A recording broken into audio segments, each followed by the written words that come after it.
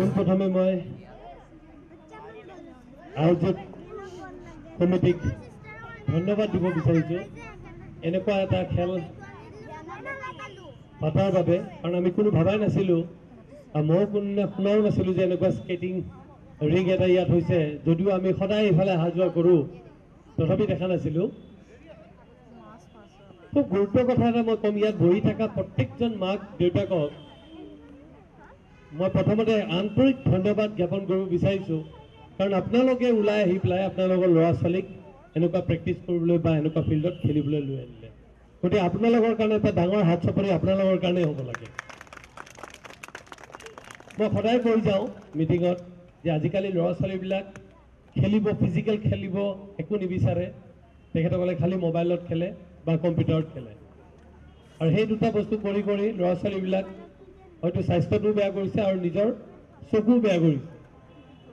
গতিকে মই প্ৰত্যেকটা মঞ্চত সদায় কওঁ যে ঘৰত পাৰিলে মোবাইলৰ ছিগনেলবিলাক অফ কৰি থৈ দিব লাগে।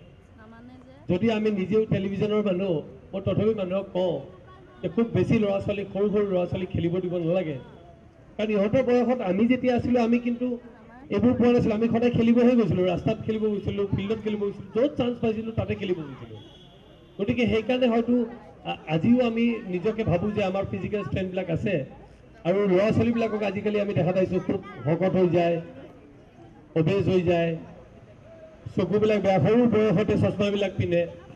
এইবোৰৰ কিন্তু মূল কাৰণ হ'ল এই মোবাইল ফোন আৰু টেলিভিশ্যন। টেলিভিশ্যনে কওক বা কম্পিউটাৰে কওক, কম্পিউটাৰটো খেলি থাকে।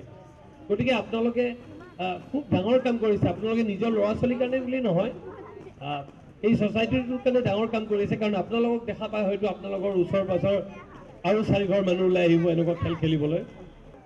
সেই যিটো নেভাৰ গিভ আপ এটিটিউডটো হয়, সেই এটিটিউডটো ডেভেলপ হৈ যায় ল'ৰা ছোৱালীৰ মাজত, আৰু সেই এটিটিউডটো যেতিয়া ডেভেলপ হৈ যায় তেনেকুৱা ল'ৰা ছোৱালীবিলাক কিন্তু সদায় ছাকচেছফুল হয়।